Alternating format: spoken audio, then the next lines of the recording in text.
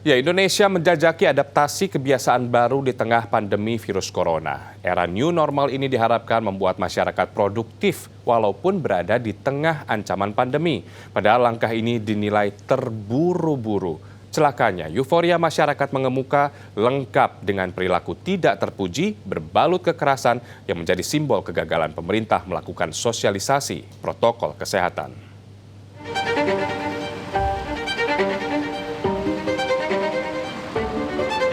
Pemerintah menggaungkan penerapan new normal alias normal yang baru untuk diterapkan di Indonesia. Beberapa langkah pun sudah diambil. DKI Jakarta mulai melonggarkan PSBB menuju masa transisi new normal, termasuk kegiatan ekonominya. Padahal sebenarnya Indonesia masih terlalu dini menerapkan new normal. Salah satu yang belum dipenuhi adalah transmisi alias penyebaran kasus yang belum terkendali. Kapasitas sistem kesehatan dalam melakukan tes pelacakan hingga isolasi kasus masih belum memadai.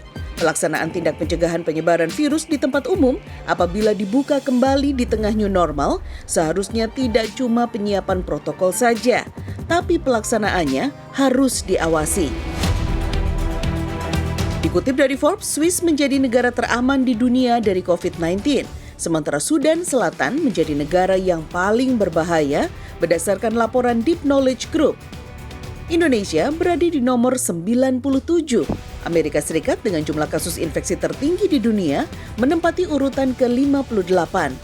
Laporan ini berdasarkan 130 parameter kuantitatif, juga kualitatif, dan lebih dari 11.400 titik data dalam berbagai kategori seperti efektivitas karantina, pengawasan dan deteksi, kesiapan medis, juga efektivitas pemerintahan.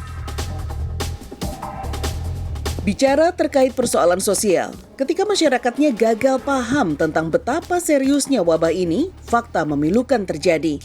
Salah satunya kasus ambil paksa jenazah COVID-19 yang kembali terus berulang.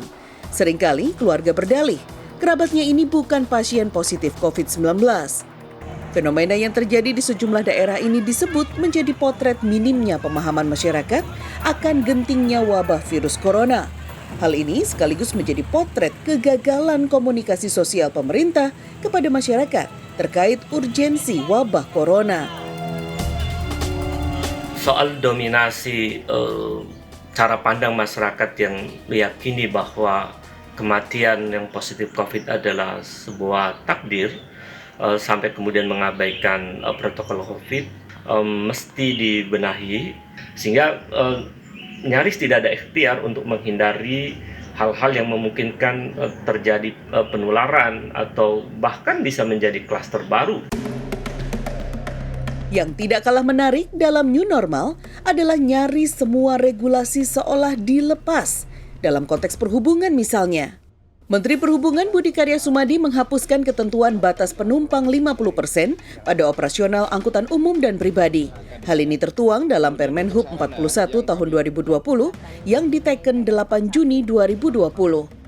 Permen Hub ini mengubah beberapa pasal dalam Permen Hub nomor 18 tahun 2020 tentang pengendalian transportasi dalam rangka pencegahan penyebaran COVID-19. Salah satu pasal yang diubah misalnya terdapat pada pasal 11 yang mengatur kendaraan bermotor umum berupa mobil penumpang dan bus dilakukan pembatasan jumlah penumpang dari jumlah kapasitas tempat duduk. Pengaturan kapasitas yang sama juga berlaku untuk kendaraan bermotor perseorangan dan sepeda motor.